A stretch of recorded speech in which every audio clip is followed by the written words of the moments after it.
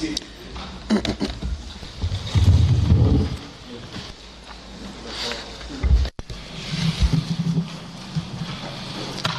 Honorable Senate for Friday, July 16th, 2021 is called to order.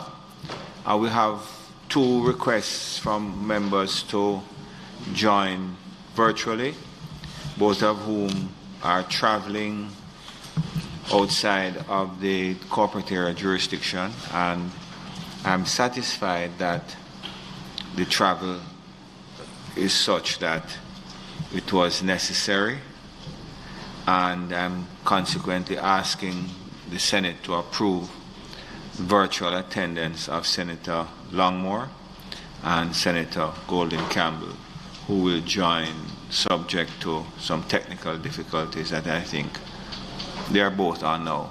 So I request the approval of the Senate for both Longmore and Golden Campbell to join virtually. Do I have your approval? Yes. Thank you very much. I have a note of absence from Senator Bunting, with the consequence that Senator Morris has the permission of the chair to sit in a seat other than his own and to address me as the leader of opposition business pro tem. We note also the absence of Senator Donna Scott Motley, who is out of the jurisdiction attending the funeral of celebration of life of her nephew in Barbados. So our thoughts and prayers are with her and her family. Statements by ministers. Announcements.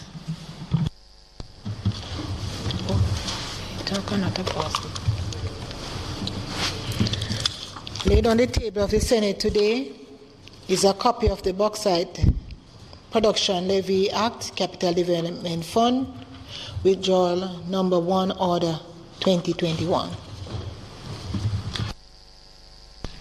Bills brought from the Honorable House of Representatives. The following is a message from the Speaker of the House of Representatives. To the Honorable Senate, I have the honor to advise the Honorable Senate that on the 13th day of July 2021, a bill entitled An Act to Make Provision for the Prevention of Sexual Harassment and for Connected Matters was passed in the House of Representatives. Signed, Marissa Dalrymple Philibert, MP, Speaker of the House of Representatives.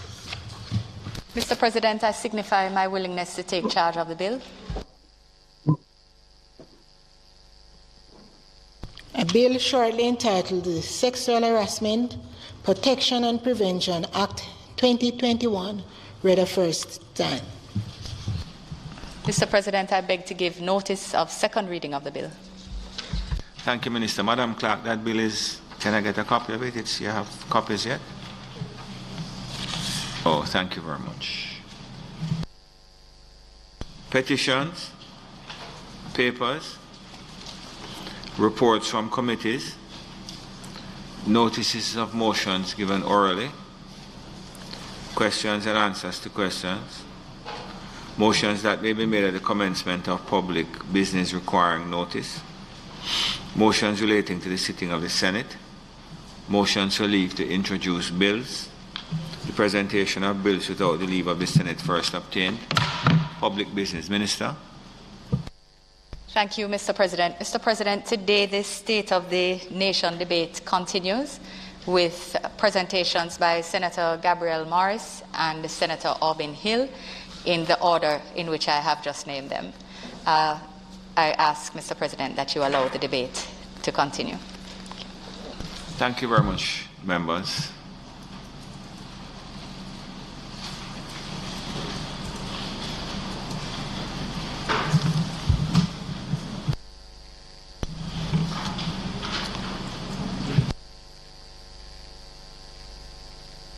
Members, I ask you to recognize Senator Morris on her first maiden presentation at the State of the Nation debate.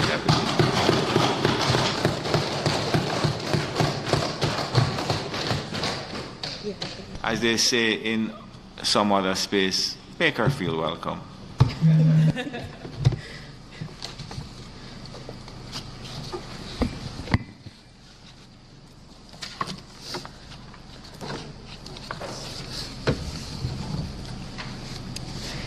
Mr. President, it is with great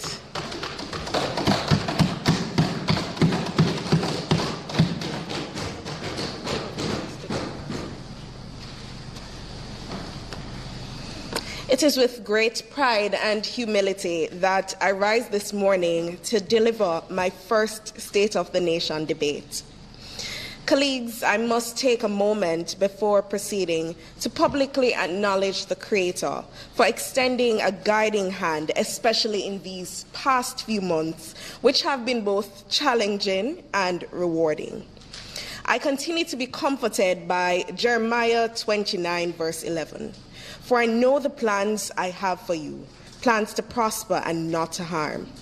With this in mind, Mr. President, I continue to trust God's leading and guidance as I serve in the interest of the Jamaican people. Let me start by expressing gratitude to former Leader of the Opposition, Dr. Peter Phillips, for taking a chance on me, a humble young woman from the West. Thank you for entrusting me with this sacred duty of serving in this noble house, and for also seeing potential in me that I may not have yet seen in myself. To Leader of the Opposition, Mr. Mark Golding, thank you for granting me the opportunity to serve as spokesperson on youth and sport, and for always lending your wisdom and guidance. To you all, my colleagues here in the Senate, I want to register my gratitude for your warm welcome and show of support. To my colleagues on this side, thank you for taking me under your wing as the baby of the bunch and providing unwavering support and guidance. I'm truly grateful. To the staff here at the Parliament, thank you for your support. You have all been so welcoming and accommodating and professional. To my family and friends, you are my rock, my biggest cheerleaders. Thank you for always having confidence in me. And I must acknowledge my parents. I'll try not to cry at this moment. But I thank them for their sacrifices and their unending love, and most importantly, for teaching me a lesson that has guided my identity as a leader. Love people and treat them well. Colleagues, I also want to acknowledge my team and all the young people who have offered their time and their talent and their support. And lest I forget, all the scores of people, young and old, who right across the country and in the international community have shared kind words, encouragement, and advice. I value and I'm even more empowered by your support to continue to play my part in securing a brighter future for all Jamaicans. Mr. President, as I rise to contribute to the State of the Nation debate today, I cannot help but paint a realistic picture of what the real state of the nation is. I rise at a time, colleagues, when the state of the nation for the ordinary Jamaican is quite troubling. From rising gas prices, food cost, educational uncertainty, a health crisis, and an economic downturn, the country faces so many threats to its ability to continue. At the core of these prevailing issues, though, is the crushing impact on our youth, and that cannot be understated. And so while strides have been made, we cannot rest on our laurels here today, for there's still so much to accomplish if we truly want to make Jamaica the place to live, work, raise families, and do business. Mr. President, without equivocation or fear of any contradiction, I'm sure we can agree here in this place today that the pandemic has had a devastating effect on the economic as well as the social life of many Jamaicans. I've witnessed, and I'm sure you have too, many lives destroyed and set back by the direct as well as the indirect consequences of this pandemic. However, Mr. President, I'm hopeful. I'm hopeful that like a phoenix rising from the ashes, we will move forward.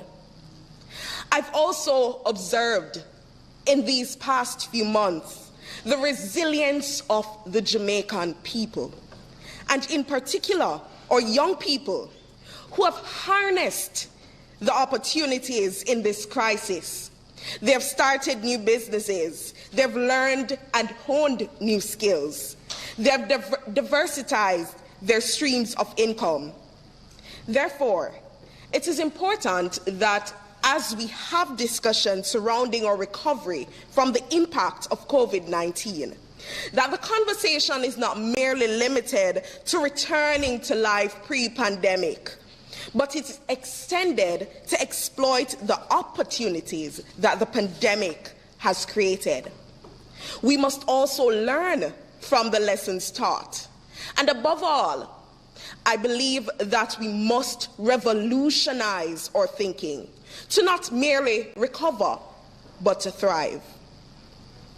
Mr. President, you know, the harsh reality is that the impact of COVID-19 on the labor market has disproportionately affected young persons, especially under the age of 34. And I want to share with you some statistics. According to Statin's July 2021 Jamaica labor market impact of COVID-19 survey, approximately 21.06 or 35,900 individuals between the ages of 14 and 24 lost their employment during the height of this pandemic. This was even more acute when we look at the 25 to 34-year-old age category, which lost 42,300 jobs. The report highlights really that this age group has suffered the greatest decline in employment across the labor force.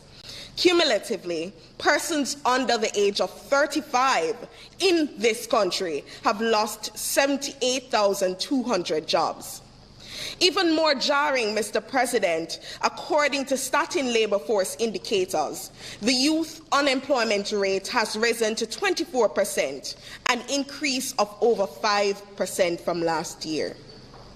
And the reason for the job loss is clear: the pandemic. But Mr. President, you know, we cannot bury our heads in the sand and only blame the pandemic. If anything, I would say that the pandemic has revealed a fault line in our labor market, as the vast majority of our youth work in sectors vulnerable to economic shocks, such as tourism, the BPO industry, and the informal economy. And this makes their job security almost non-existent.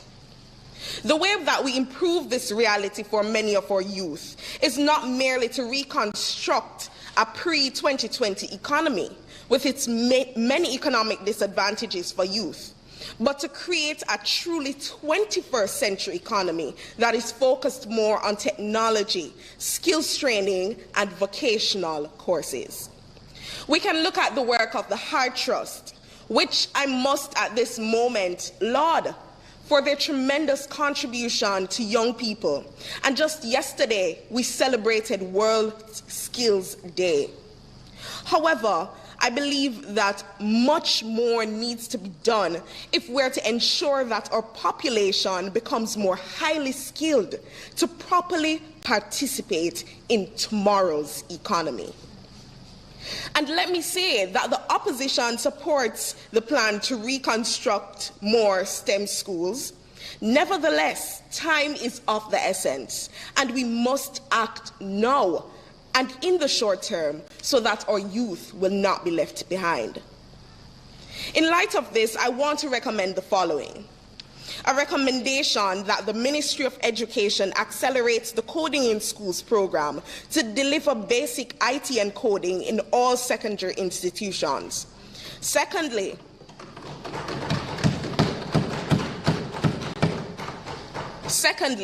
we must look at increasing subsidies and resources to schools that will allow them to fund the offering of new CAPE subjects such as digital media and green engineering. Both subjects are important in the short term to prepare our young people to become creators and not merely consumers of technology. Third, I want to propose that we continue the work done by the last PNP administration by building on the framework of the creation of the Jamaica Logistics Hub initiative. We must continue our efforts to create thousands of stable, highly paying and highly skilled jobs. Since the government has taken office, we have seen a lag in its implementation, thus endangering our ability to capitalize on our strategic location, our youthful population, and the expertise of many of our students leaving CMU and other universities with degrees in logistics and supply chain management. Mr. President, the PM here often refers to Singapore's development as the model for Jamaican development. And if we are indeed serious about this, becoming like Singapore, then we have to stop dragging our feet on this important issue of equipping our young people with skills, especially vocational skills. Fourthly, I want to make the call for the Ministries of Investment, Industry and Commerce, as well as Economic Growth and Job Creation, in partnership with the private sector, to diversify the proposed ventures of the special economic zones.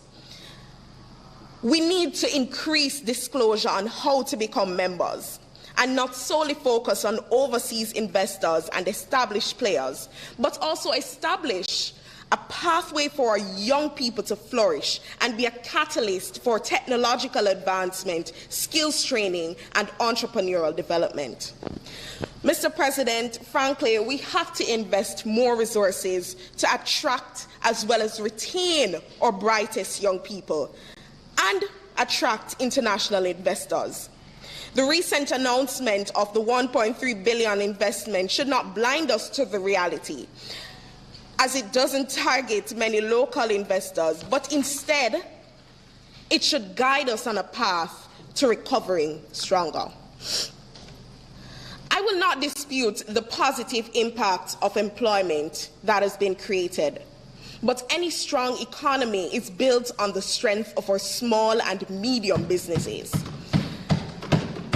And I believe that we have in some parts forgotten the importance of a rising tide lifting all boats, but have embraced big business and a trickle-down economics which prevents sustainable growth and development. Therefore, I'm calling on the government to marshal the considerable resources of the Development Bank, the Exim Bank, JAMPRO, and the Special Economic Zone Authority to designate such spaces that will allow our young people to participate. Mr. President, I have to touch on the creative industries a bit. The creative sector has suffered tremendously, both from systematic neglect and also the onset of this pandemic. And successive governments have paid lip service to the need for sustained investment in this orange economy. So much so that it seems as if the only time the creative industries is mentioned is when we're bragging about Jamaica's creativity, or we're talking about someone who has succeeded despite, but not as a direct result of any governmental assistance. The pandemic, I believe, has called into sharp focus the relief role that needs to be played by the government in assisting our creatives. When we look at the role of the JCDC, it causes us to question whether their role must be expanded to include an incubator for Jamaican talent. Beyond that, I believe that if the sector is to truly rebound, the ministries of culture and entertainment, as well as tourism, must play a more pivotal role in marketing Jamaica as a cultural mecca and marketing the talent that exists here, thus spurring economic growth, but more importantly, doing social good in the country. Therefore, I believe that while the $50 million that is pledged by the ministry is a start, much more needs to be done both administratively and financially, not just to cauterize the pandemic-related hemorrhaging, but to place it on the path to sustainable growth. It would be remiss of me if I didn't speak a little bit about sports. Now more than ever, I believe that it is crucial to delve into making plans for the future of sports in Jamaica. We saw how devastating it was when COVID-19 first hit us in March 2020. And now, luckily, we have a little more experience and wherewithal to roll out mechanisms to help the sector recover. To ameliorate the struggles that we're facing, and to help the sporting industry move forward, we have to take into consideration the feedback of all stakeholders. And while we're happy to have seen Sigma Run and Champs and the Olympic trials proceed despite the pandemic, there is a great need for the organizational structure and management to be employed so that other events and other disciplines can participate in this way. I believe that if the government understands the tremendous social as well as economic power of sports, then we will continue with this momentum as we aim to bolster all areas of the sporting sector. As a nation that has erected a lofty reputation in international sporting circles, we must optimize and leverage our sporting talent and our facilities for the sake of economic growth and development. It is often said that we have to treat sports like a business, and I agree. Jamaica's survival and development will depend on the growth of this industry and our investment in our athletes. Jamaica's rich sporting programs and resources, as well as our geographic positioning, make us well suited to host international athletes who could train with our local athletes and coaches. And we must continue to facilitate and encourage these partnerships, as they will help in driving not just the sporting economy, but will fuel growth in other sectors such as tourism.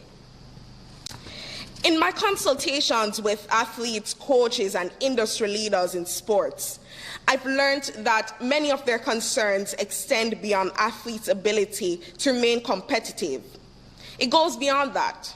It's about the economic fallout within the sector, the setbacks in regional and international competitions, the loss of scholarships and recruitment opportunities, as well as the mental health of many of our athletes.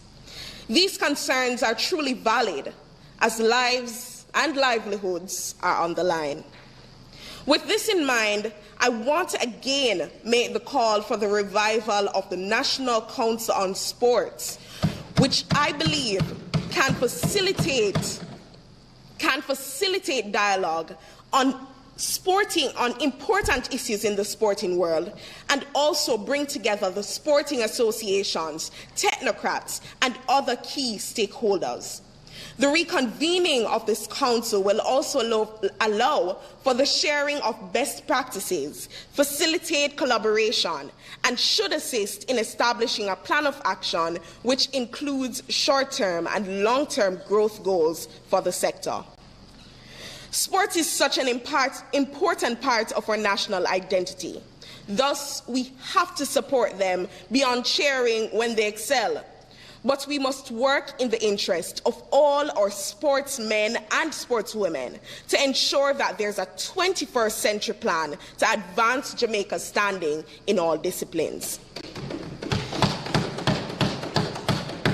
With that said, Mr. President, it would be truly remiss of me not to end this point by wishing all our Jamaican athletes who will go to this year's Olympics all the best.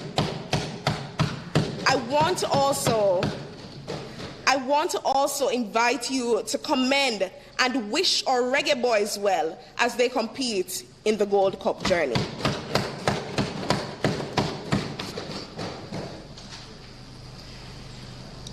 When we consider the real state of the nation, education is an area that brings much cause for concern. We're living in the greatest education emergency of our lifetime. According to UNICEF Jamaica, since the onslaught of the coronavirus pandemic, school closures have affected 600,000 students. The entire education system was shaken and thrown into the land of the unknown. Notwithstanding such an unexpected shift, also highlighted the many ills of the education system. As such, I believe that it is now upon us to rectify those ills so that our education system may recover and adapt to 21st century standards. Undoubtedly, Mr. President, access has been one of the primary challenges of our students. COVID-19 has exacerbated the deficiencies in Jamaica's digital infrastructure. Access to the internet continues to present a barrier for students, especially those from rural Jamaica. And if we're serious, truly serious, about recovering stronger and building a 21st century education system, then we must prioritize improving connectivity. The internet is one of the most valuable tools for youth at this juncture in our history, and Jamaican youth must not be left behind. I'm therefore petitioning the government to pay closer attention to the inequities created by the digital divide and move swiftly to establish in the long term reliable networks across the island, but in the short term, seek to designate more access points and learning centers, especially in rural areas, that will grant youth access.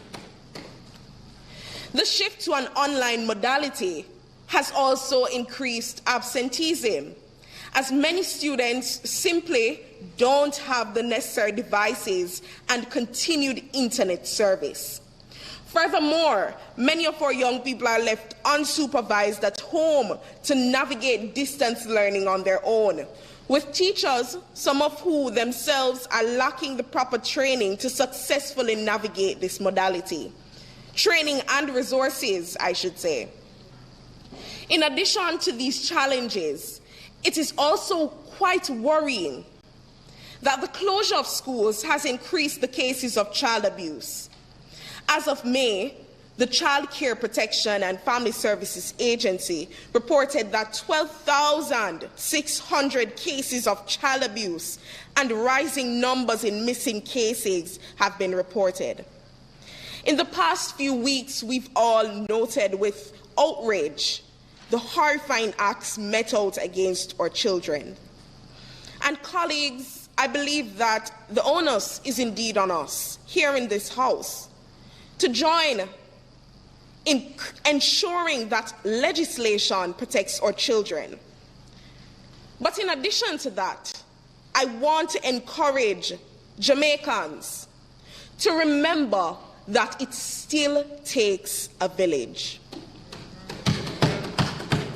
It requires the continued partnership of community members who will report instances of abuse. Our children are vulnerable, and we need to protect them. And of course, Though the expected outcomes of learning loss will affect most, if not all, children, we can reliably predict that this will be disproportionately borne by children from low-income families. The school has often been a safe haven for many of our children. And let us not forget that school is not just about formal education, but it is also a critical site of children's social and emotional development. A UNICEF poll of adolescents and youth aged 13 to 29 in Latin America and the Caribbean, investigating the feelings adolescents faced in the first month of the pandemic until September 2020, found that 27% of them reported feeling anxiety and 15% of them reported depression. Imagine 1 year into a pandemic with little to no change as it relates to plans for the education system, continued uncertainty and haphazard announcement of the phased reopening of schools. Our children are not coping well. And we must do all we can to support them during this pandemic. As it stands, the overall threat that school closures place on youth educational, social, and economic development, and the long-term implications that this might have on the future growth or lack thereof of our nation, is one that is crippling, and we have to address it. While there have been efforts to assist with the provision of tablets and the implementation of a phased reopening of schools, I believe that a more long-term plan needs to be created to properly safeguard the education of our children. We are about to approach a new school year, and as such, we must take the time to formulate a robust plan that will not only help us to recover and adapt to this new norm, but a plan that will strengthen the education system's resilience and responsiveness in preparation for future shocks. Let me say that we have to ensure that there's greater emphasis on the digitization of the education system. And now we're forced to appreciate the grave importance of technology. Our students and teachers alike ought to by now be in receipt of the necessary tools to facilitate online learning. Capri has reported that more than 20,000 teachers out of 31,656 have been trained to deliver online classes. However, what is a workman without his tools? Additionally, teachers are not the only ones in need of online training. Students and parents should receive some training that will facilitate them properly navigating the online space.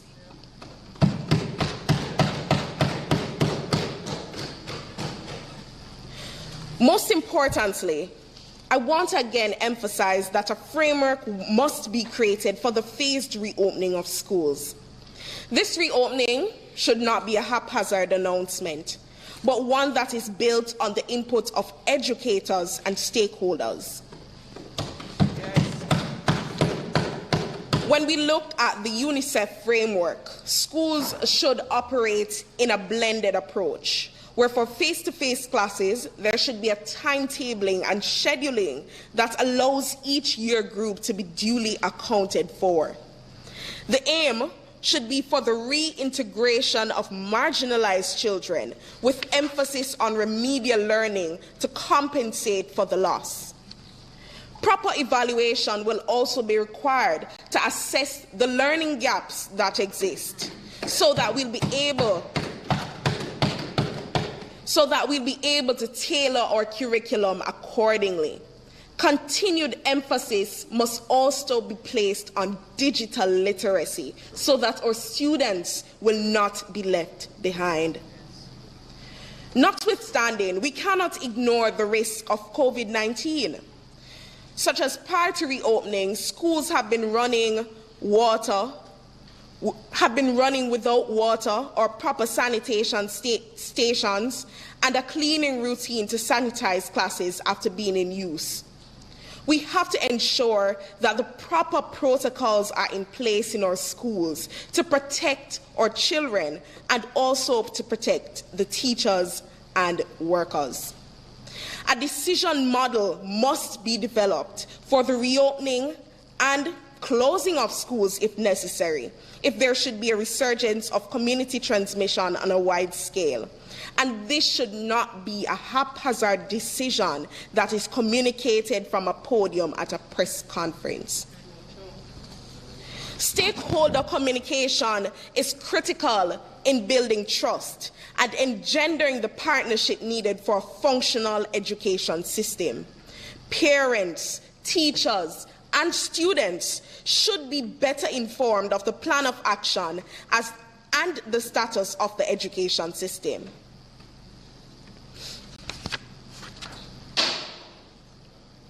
As was profoundly...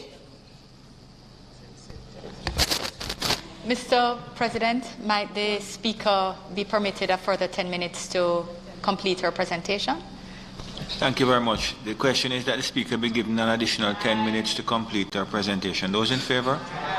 Against? Thank you very much, Senator. Continue, please. Thank you. As was profoundly stated by the UN Secretary General, Antonio Guterres, now is the time for us to take bold steps to create inclusive, resilient, and quality education systems fit for the future. I agree. A 21st century education system calls for us to ensure that no student is left behind. Not rural students, certainly not students with disabilities.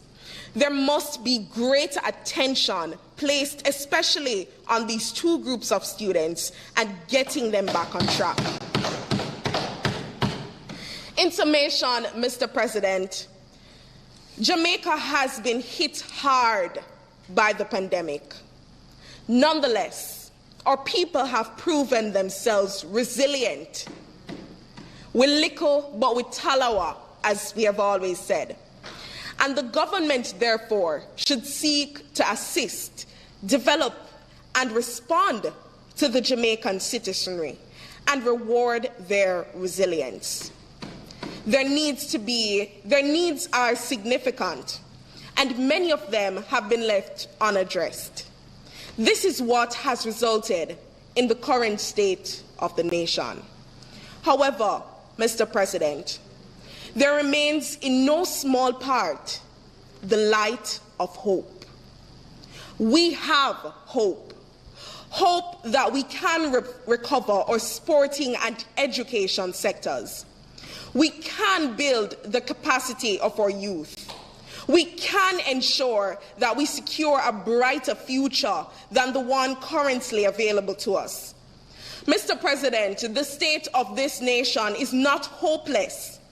Today, I have explored a number of recommendations in the area of youth, education, and sports, and it is my hope that the other side has listened keenly.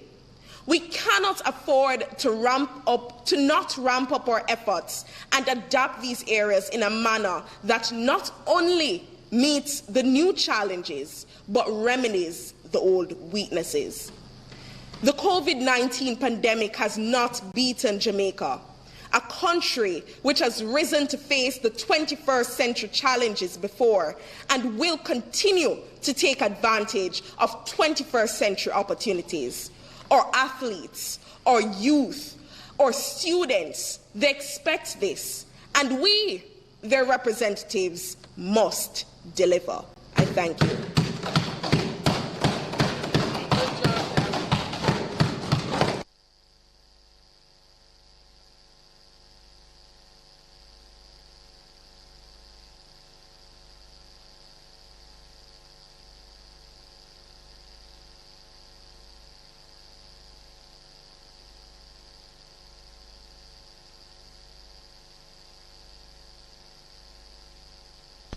Thank you very much, Senator Morris. Senator Hill.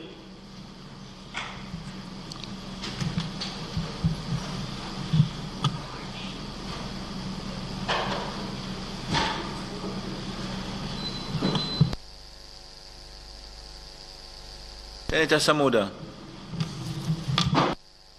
Thank you, Senator Hill. I recognize you.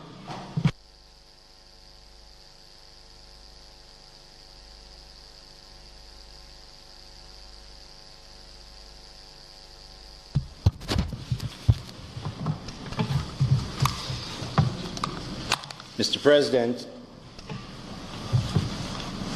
it's indeed a pleasure as I rise again in this noble Senate to present another State of the Nation address. This time I rise not only as a senator but also as a Minister of Cabinet, and for those two privileges, being a senator and a Minister of Government, I'm particularly grateful to the Most Honourable Prime Minister, Andrew Holness, for granting me these distinct privileges to serve Jamaica and him. You know, Mr. President, sitting in the Cabinet has enhanced my perspective and provided me with a closeness to discussions which allows me a much clearer insight as to what happens at the highest policy-making level in the country. It also gives me a clear view of how some of our leading personalities operate. And here I want to comment on a statement that the Prime Minister's detractors like to make, that he seeks to behave in a dictatorial manner. Mr. President, nothing could be farther from the truth. I sit in Cabinet and watch the Prime Minister allow every kind of opinion to be placed on the table. He avoids no one and therefore allows all opinions to be heard. Prime Minister Holness's patience is admirable and even inspiring, Mr. President, and his ability to accommodate sharply divergent views makes him an exemplary democratic leader.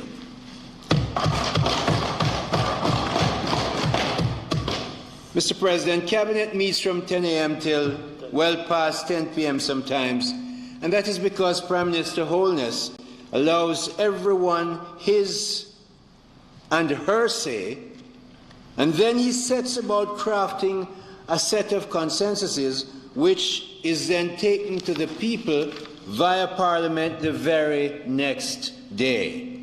There could be no greater democratic exercise than the one which Andrew Holness conducts at his weekly Cabinet meetings. Mr. President, I am indeed privileged to serve this very democratic Prime Minister as a member of his Cabinet. I must also thank my small number of staff members and advisors at the Ministry of Economic Growth and Job Creation. A special and big thank you must go to our Permanent Secretary, Mrs. Audrey Sewell, who has been gracious and patient in helping me get established in the ministry, and she has guided me around the corridors of government using and sharing her wealth of experience. My advisors and consultants,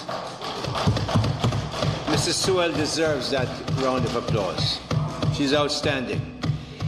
My advisors and consultants and my executive assistant, Ms. Cadian Jonas, have all been extremely capable and hardworking, and you will hear more about them later this year as we try to get legislation through Cabinet and Parliament. Mr. President, I want to say a heartfelt thank you to the very kind, hardworking and hard-pressed staff of the Parliament for their courtesy, their grace, their guidance, Ms. Curtis, and before her, Mrs. Cook, and wisdom they have bestowed on me as I try to get my duties done. Thank you all so very much. And my colleague senators, thank you for accommodating and putting up with me, especially the senators on this side of the aisle. Thank you all so very much. Right before you, my dear, I say all of you. And Sophie, Mr. President.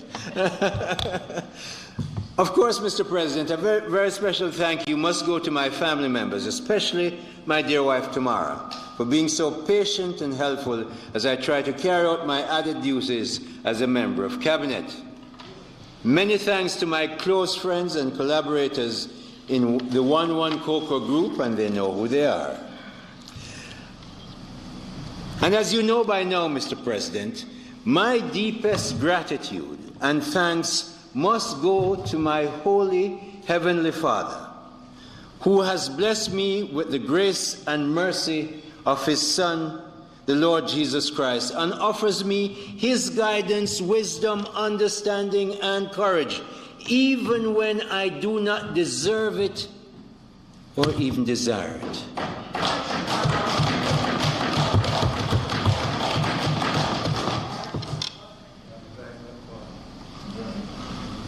And so, Mr. President, it is now time, Senator Brea, to speak of resilience, strength, and growth in the global services sector, which we generally know as the BPO sector.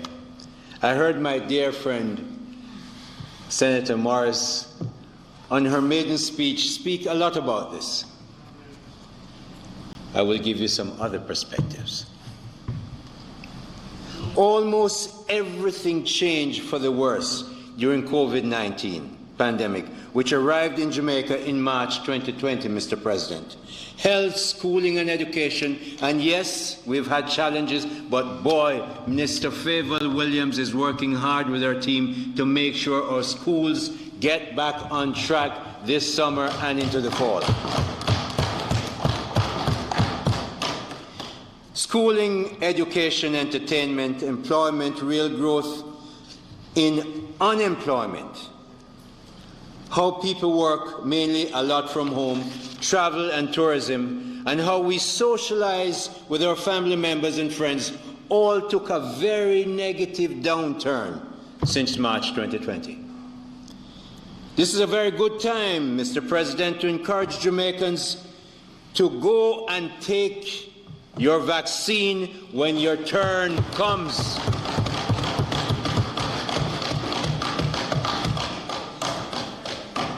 If me could have lift up the shirt and jacket of my left hand, like many Jamaicans, not just at my vintage, but a little younger, will have vaccination marks on their left hands. We know vaccinations in Jamaica. We've done it. We've been leading. Let's not be laggard. When your turn comes, Jamaicans, but take the vaccine. Mr. President, I'm really pleased to report that there is one business sector in Jamaica that has stood out during this period for its resilience, strength, and growth. It is the BPO sector, which is part of the Global Services Association of Jamaica. There are others like construction and service delivery sectors that also showed, and of course food. Senator Webby, whole heap of food. Look at Grace's numbers, guys. Have you seen those numbers? Great, great, great. Some sectors have stood out, but this morning, Mr. President, this day,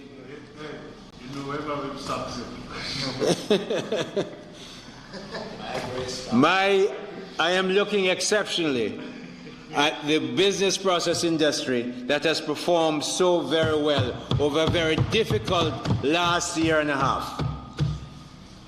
My colleague, again, Senator Don Webby, who opened this year's State of the Nation debate last month, spoke about the work JAMPRO is doing with the Global Services Association of Jamaica, especially training young people to meet the demand of members of the Global Services Association of this country. JAMPRO is working hard to make sure we train our young people to get those jobs that you will find have increased in this sector. As of June 30th, 2021, latest figures, Mr. President, The BPO sector employed 44,000 people compared to 38,400 for a similar period in 2020. That's approximately 15% increase in jobs year over year when the economy was shrinking by over 10% during the same period.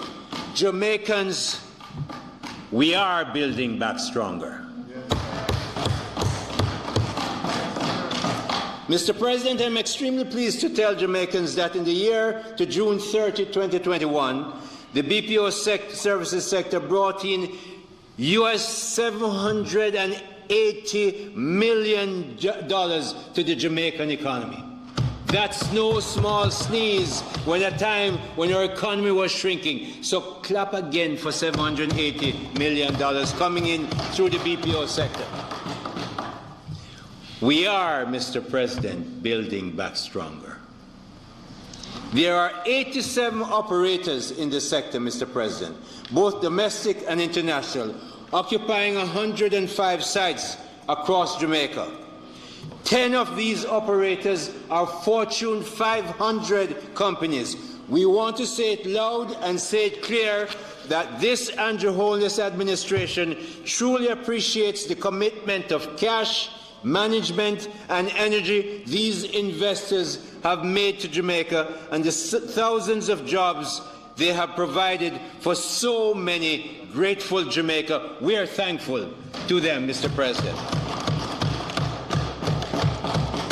The Ministry of Economic Growth and Job Creation, in which I serve, will continue to do everything in our power and within the law to provide the support and ease of operation these investors need to run their businesses. The markets which the companies in the Global Services Association of Jamaica serve include Canada, the wider Caribbean, China, the United States, Europe, and the Philippines.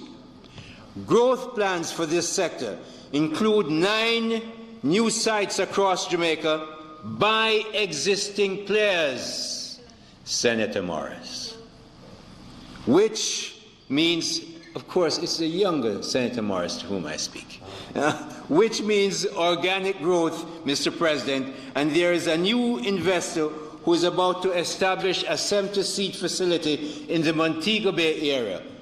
Mr. President, we are building back stronger every day. So let's look at making work at home work better. The unannounced and sudden arrival of the deadly pandemic in the first quarter of 2020 forced immediate and radical changes on many of our activities, including the operations of the business processing industry in Jamaica. The relatively early spike in a BPO operation of the COVID-19 virus soon after the virus arrived in Jamaica spurred all the stakeholders, including the government, to adjust and change behavior. A major and swift response to the early spike was to agree to a set of protocols to allow Jamaicans to do their BPO work from home. Equally urgent and important was the need for the government to allow business processing businesses to move their laptops and similar computing equipment to their employers, rather their employees' homes, without paying duty and related fees, which were avoided when the government gave them permission to put these equipment in their normal and registered places of business. We had to change that arrangement. The work-from-home experiment started in early 2020, and as soon as I was appointed to the Cabinet and in the Ministry of Economic Growth and Job Creation in September, I quickly got involved in getting an additional 6-month extension for the work-at-home policy in December 2020. Here I must compliment Minister of Finance, Dr. Nigel Clark, for working with the Global Services Association of Jamaica and myself to get these extensions in place, often just before the expiry date of the current approvals.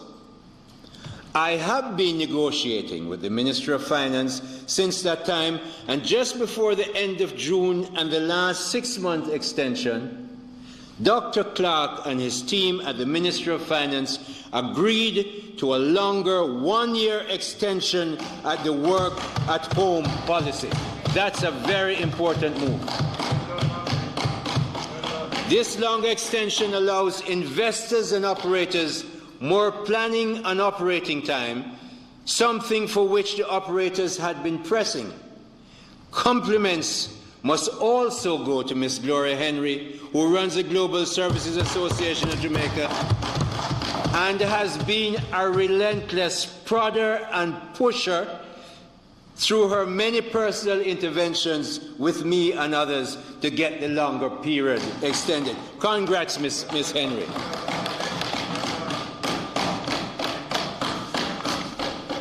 Mr. President, there is a relationship between the Global Services Association of Jamaica and the Jamaica Special Economic Zone Authority. It has to be addressed. The pandemic has caused us to make a close review of the activities in Jamaica's global services business, and especially in the BPO sector of that association.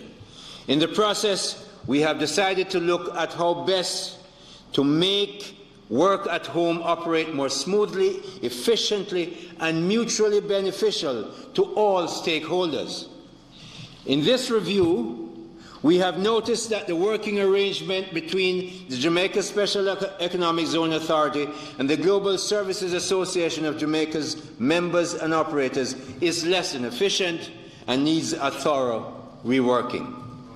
Many operators in the global services sector find the JACIZA, Jamaica Special Economic Zone Authority, to be overly bureaucratic sometimes, often inefficient, and that it takes too long to get responses and decisions. For instance, operators say it takes up to 8 days to get approval to move equipment from sites to work-at-home facilities. That's just too long.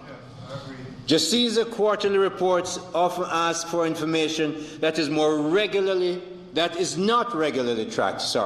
The operators want us to look at giving them their own legislative arrangements, possibly separate and apart from being under the JACIZA. We're looking at this. No decision has been made yet. The new chairman of the JACIZA board, Mr. Chris Levy, fully understands this government's commitment to make the necessary changes, and he and his experienced board will have the authority and responsibility to do what is best for JACIZA, the entities and people it serves, and Jamaica. Clearly, Mr. President, as Prime Minister Holness has been saying, we want our colleagues in government to move swiftly up the service mindset and efficiency ladder, even as they keep to accounting accuracy, transparency, and integrity guidelines. We're not going to compromise on those, but we must be much more efficient. We must see the government as a service organization, not one that stops people and put red tapes in the place, but to help people to create jobs. That is a mantra that this government is carrying forward and must execute on to make sure we build back stronger.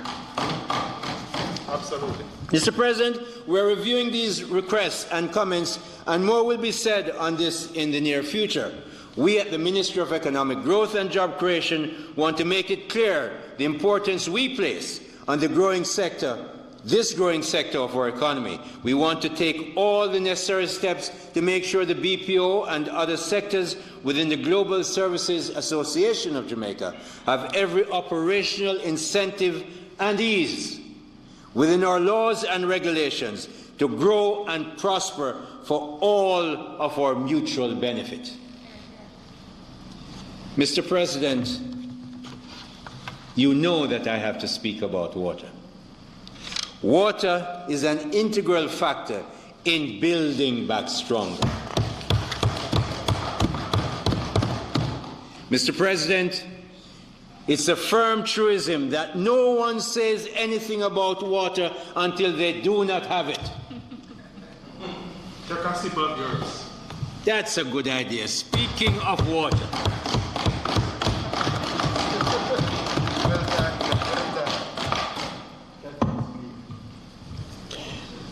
That is a nice way, Mr. President, for saying you will not get any compliments for running water in a person's pipe day after day, night after night, month after month, but God helps you, the provider, when water supply stops due to a broken or leaking pipe or a schedule cut off. No grace for you. While the constant public focus is always on potable water, drinking water supplies to our domestic and commercial entities, 70% of the water that is managed in Jamaica goes for irrigation. Minister Floyd Green is making sure we're going to get more out of that investment. I hear him and I know what he's doing, and we look forward to that. There is good news on the irrigation front, Mr. President. About 3 years ago, while I was the chairman of the National Irrigation Commission, I started a set of discussions with the then French ambassador, Mr. Jean-Michel Despac, who arranged for the French government's economic development arm to provide financial support to undertake a study of possible irrigating the South St. Elizabeth area using the surface water of the Black River system. The location is fortuitous in that it combines the waters of the Black River Basin, the largest river in Jamaica, with the very productive but often dry southern plains of St. Elizabeth, which is contiguous to the river basin. Minister Floyd Green has kindly agreed to have me continue collaborate with his ministry and the NIC on the project, especially as we move into the financing phase. When the project is completed, it will provide expanding irrigation services to at least 4,000 farmers on 4,100 hectares, that's 10,138 acres of land, serving several communities in the breadbasket parish of St. Elizabeth, including Newell, Flagaman, Potsdam, Top Hill, and the Southfield areas. Mr. President, as the Minister of Economic Growth and Job Creation, new sustainable jobs are important to us, as they are to each Jamaican. This investment will produce new and sustainable jobs. This will be building back stronger, Mr. President. Both the feasibility assessment and the preliminary engineering designs were completed in 2019 by the French firm using a FACEP grant valued at euros 692,500. That was the grant that we got from the French government to do this study, and we thank the French government for their assistance. The feasibility assessment indicates that the project enjoys 97% support from the local farmers. The conclusion from the feasibility assessment is that the Pedro Plains project is a worthwhile development objective that will bring significant benefits to both the local economy and the country, in keeping with the Vision 2030 Sustainable Development Goals. The investment cost for the project is estimated at $191 million, with an economic internal rate of return ranging between 20 to 22%, Senator Webby. The net present value was calculated at $750 million, cumulated over a 30-year period. The National Irrigation Commission is obliged to secure an environmental impact assessment report as a pre-project requirement of NEPA, and the NIC sought a $40,000 grant from the Ministry of Finance and the Public Service to fund the EIA study. This project, Mr. President, is essentially a climate change mitigation project that will use renewable solar energy to pump water from the plains of the Black River Basin, up the hill to Monroe College, that great institution situated on a hill that cannot be hid, Mr. President. Up to Monroe, Senator Morris.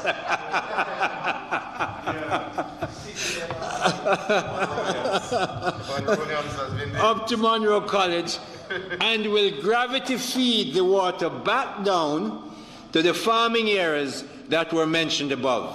Given the impact on the environment and the prospective positive effect on climate change that this project will have, the French government has already indicated its willingness to provide longer-term and cost-efficient financing, along with participation by the government of Jamaica and local financial institutions, all committed and ready to go when we're ready.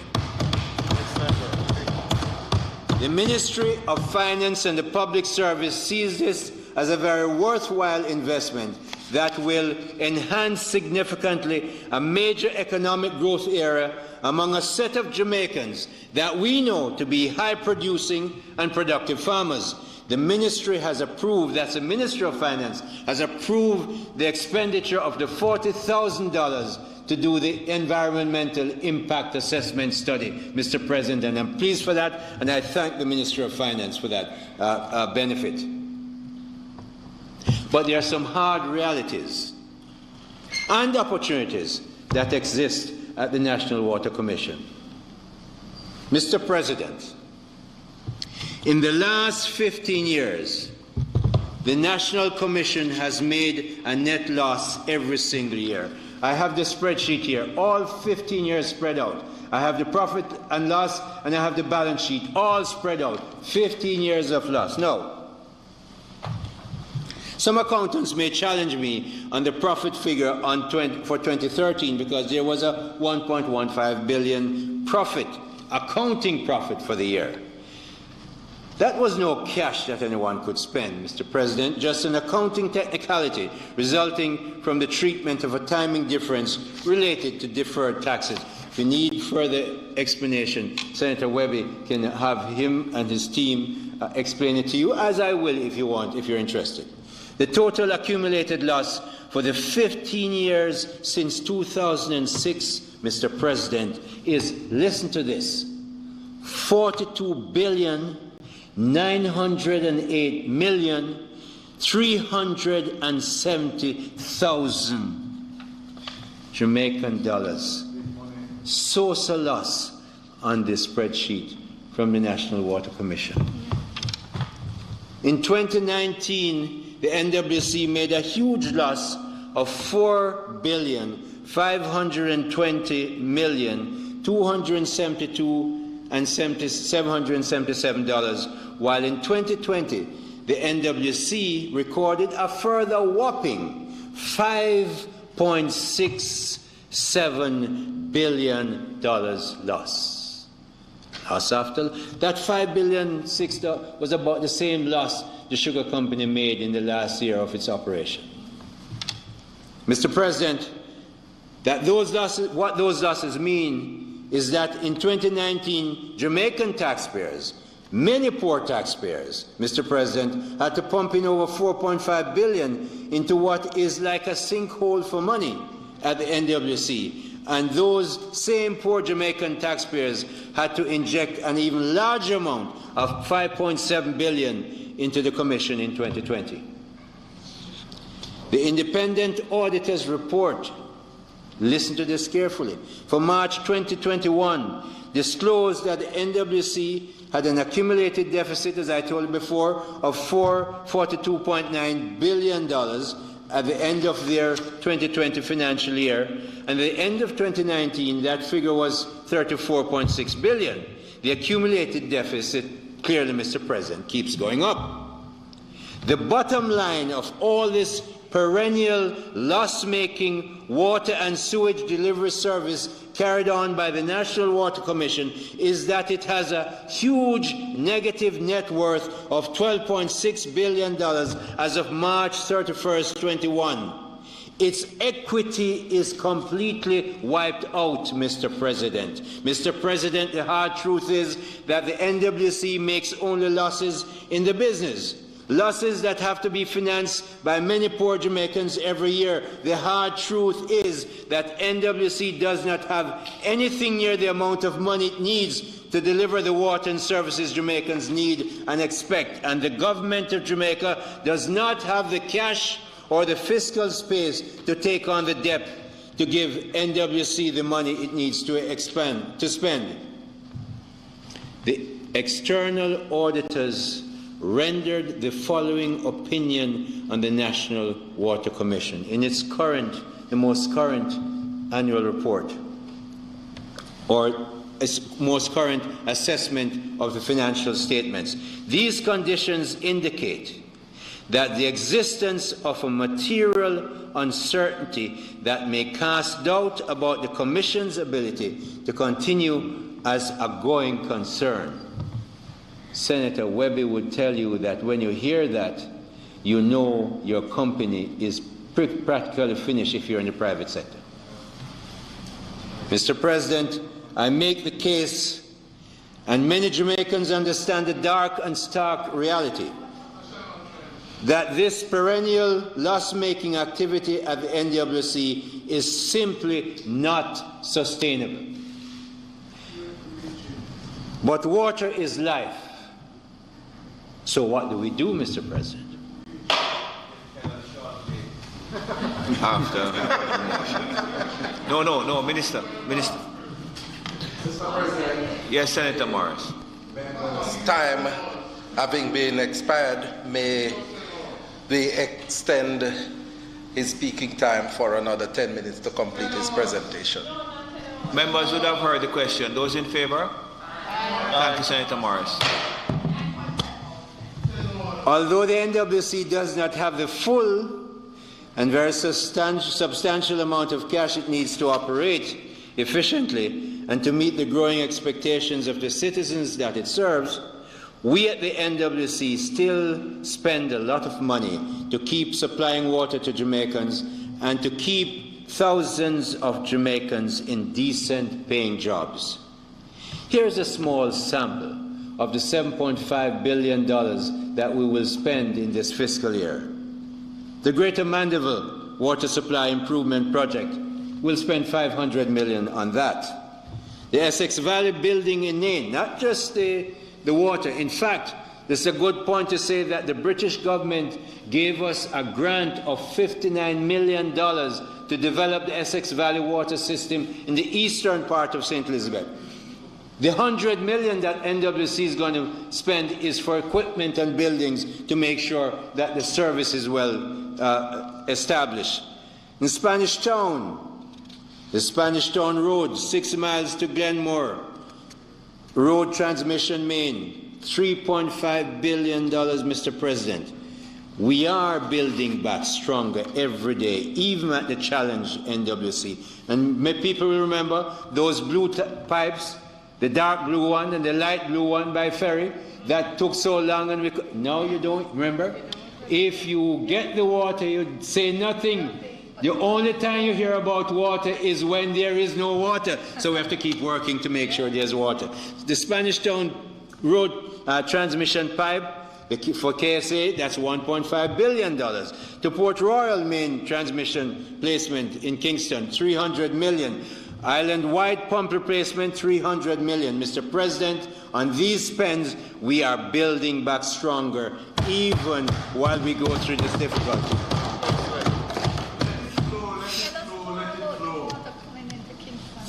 Well, you'll hear about that 15 million new gallons coming into Kingston because, as you know, Minister, Cabinet approved that a couple of months ago. They're finishing the financial arrangements to bring that in, and so we're going to start that soon to make sure the 15 million gallons come into Kingston for more people to get water.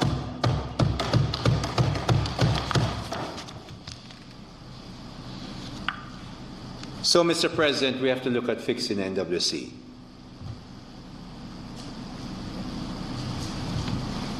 Since NWC needs a lot of outside money to fix it, what will we do? Almost 3 years ago, Mr. President, the Commission contracted with Costalia, an international consulting firm, to make sure we look at a comprehensive transformation of the National Water Commission.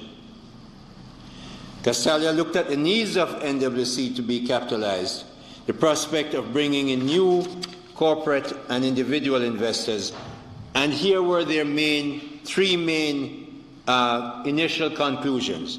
The National Water Commission needs a new business model The current business model just does not work. If for 15 years all you do is make losses, that's not working. Tariffs to consumers are reaching an unaffordable level. In other words, people can't pay much more for the water that National Water Commission is doing. So we need much more efficiency and new equipment. That means we need more money. NWC's capital expenditure cannot be financed under the current business model. It's not tenable. And, of course, the government, Minister Clark, not putting more debt on his balance sheet. He wants Jamaica's debt to go in one direction, down, not up. After a very detailed and comprehensive explanation of the conclusion, Castalia arrived at 4 main recommendations. 1, the government needs to agree that NWC will be transformed into a limited liability company with shares. The government needs to agree that the water sector legislation and regulation should be modernized by passing a new Water Act which, among other things, removes statutory powers from NWC and transfers them to other appropriate bodies and provides for the cooperation of the service provision functions of the NWC. In other words, what that means, Mr. President, is that you can't have the National Water Commission providing water, competing for water, and also making the rules for everybody else who must be in the water sector. So that regulatory authority must be moved from them. The third one is that the government needs to direct officials to ensure affordability and access to water for poor families and communities consistent with the new water policy. And Senator Gale, I will, with your permission, have another sip of water. The government, the fourth recommendation by Castalia, will need to mandate the rapid implementation of these decisions by appointing an enterprise team to lead the transactions to transform the NWC. The DBJ will be the secretariat for the enterprise team. Well, Mr. President, the Prime Minister, the Most Honourable Andrew Holness, has agreed to the members of the prospective enterprise team, and the process of appointment is moving through the Minister of Finance and the Attorney General's chambers in the draft Cabinet submission. Mr. President, the Andrew Holness administration will make necessary transformations, including difficult and complex ones such as this, in order to build back stronger. You're going to hear more. Wait. Hold your time. Mr. President, in order for NWC to take water to the last house on a hill, and there's only 5 families live up there, that's very, very expensive. Then you don't have to take the water up the hill, you have to pump it up the hill, you have to have lift station. Very expensive. And so what we're looking at the ministry, Mr. President, is how we use renewable water and renewable energy to pump and get this water in. We need to make a new law that we should have. People should be building their houses with renewable water and with renewable energy, and the government doesn't need to pay for it. The financiers will be happy to pay for it. So we're looking at taking that forward. You will hear much more about that in due course. It's important to know that only about 15% of the water in this country is from renewable water. Now, where I come from in St. Elizabeth is 100%. When I grew up, on our land, we had a nice big tank, 40,000 gallons, which I now re-engineers into our new family home, and that's how we got our water. And we served a lot of people around it. So we need to make sure that we combine renewable water and renewable energy. And there's a good reason for that, Mr. President. You will find, we found out that really and truly, when NWC doesn't pay JPS for power and is delinquent for a period of time, JPS charges them 17% per year for that energy use. You can get an unincorporated individual can get a car loan for 6 to 7%, but a fully owned government entity is paying 17% to JPS First Energy. We cannot continue there. Therefore, we must look at getting renewable water and renewable energy twinned together to reduce that cost and make sure we improve our climate situation, Mr. President. As we look at building back stronger, the Prime Minister announced that he wanted 30,000 titles to be done in about 5 years in his next administration, which is now. Well, I looked at that, and 30,000 would take a long time given what we do today. The Titles Office send out a couple thousand a year, but we need to make sure that we get those titles done. So I wrapped up, I made sure I talked to the people at the NLA, and they have agreed that in the first year of a 3-year period, not 5, 10,000 titles will be presented. We're also looking at making sure we have electronic titling in Jamaica, using the torrent system that many other countries use. We're a little bit behind there, but we are going to make sure that we put in electronic titling in our system, Mr. President, because we have to make sure Jamaicans get their titles, convert these non-income-producing assets that they have into income-producing assets through lease, through mortgage, or through even sale. But Jamaicans must get their titles. Senator Hill, and you need to wrap up. I am wrapping up, Mr. President, and I saw you. Please. Come on. Yes. Thank you, Mr. President, and thank you, Leader. But actually, before you came in, Mr. President, I'm at the conclusion. So I'm going to say it now. Mr. President, the Andrew Holness administration, you can hear it again, has come through very credibly, the most stringent social, economic, health, entertainment, and every kind of test that the COVID pandemic has brought. Him stand up strong, and him good, him and him cabinet, and him people them around. We have educated our people to sanitize, practice physical but not necessarily social distancing, take their COVID test if they feel unwell, self-quarantine when it's necessary, and we have even provided new facilities in record time to make more beds available to the people who caught the virus, thanks to Minister Tufton and his team. Given our fairly limited resources, Mr. President, and the near total unavailability of vaccines because richer nations sought to take care of their own and in the process resorted to hoarding vaccines, in spite of all these difficulties and challenges, the government led by the Honourable Prime Minister Andrew Holness has guided the country well through this valley of COVID-19 and its companion set of significant difficulties. And it's not over yet.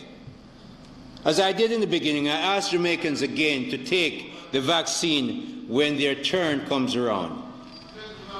Mr. President, the BPO sector has performed well. We have given them additional time to work from home, and the pivot is working well, and we expect more investment in that area. The Urban Development Corporation, under the chairmanship of Senator Brem, has opened up Harmony Beach, a wonderful investment, opened by the Prime Minister. On a point of order. Yes, what's the point of order? Yeah, the time allotted for the member has long exceeded the extension asked for.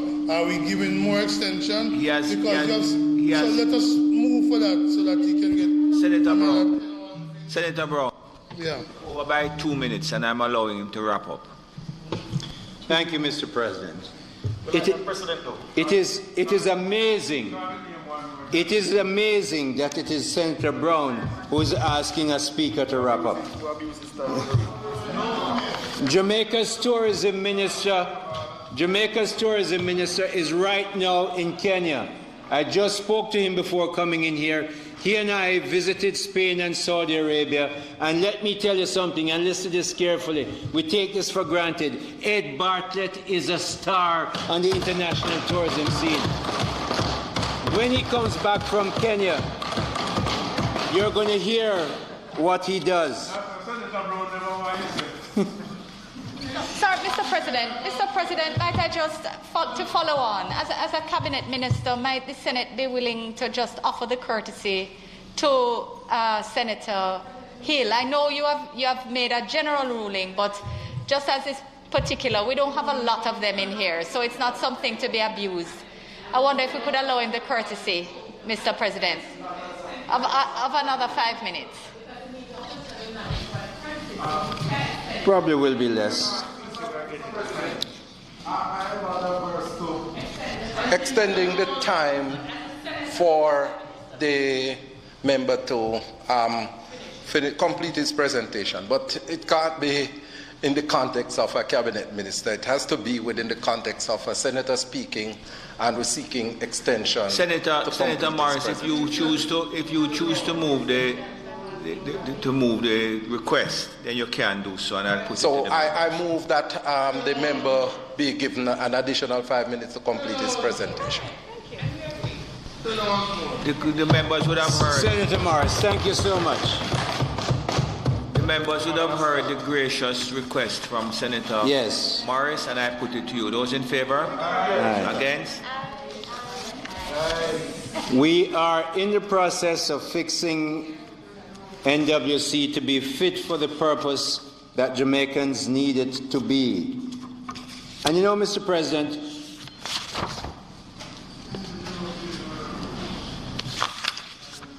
the COVID-19 pandemic has affected our country in almost every possible negative way. It is extremely challenging, stretching us to our limits. COVID-19 is a long-lasting and, quite frankly, Mr. President, just terrible for our people in our country.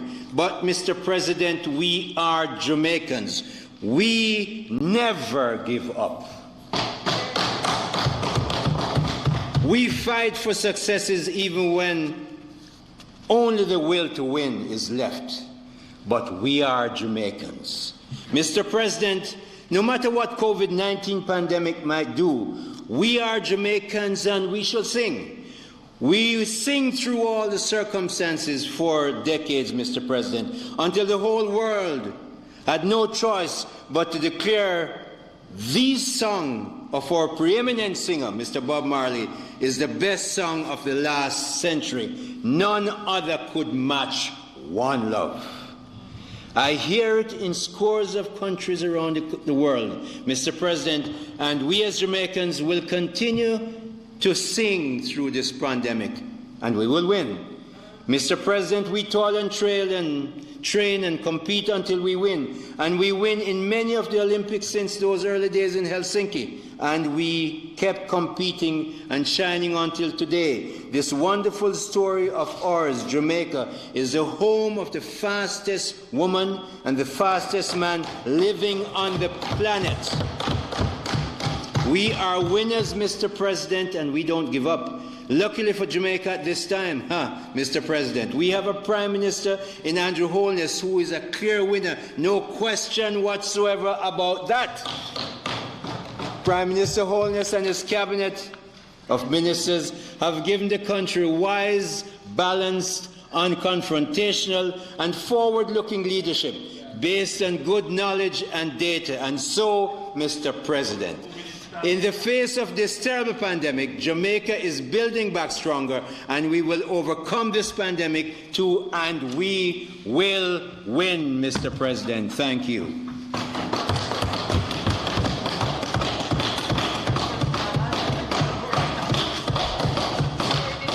I thank both Senator Morris and Senator Hill for your presentations to the State of the Nation. I thank Senior Senator Morris for his gracious request that Senator Hill be given time to complete his presentation because it was not my inclination to do so. Minister? Well,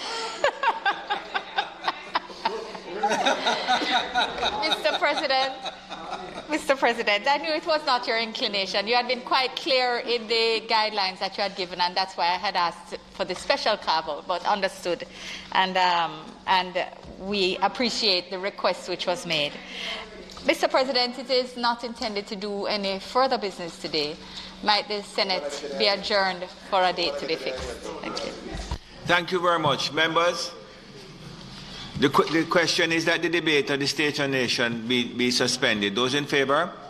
Against? It is so ordered. And as far as the sitting is concerned, the question is the Senate be adjourned for a date to be fixed. Those in favor? Against?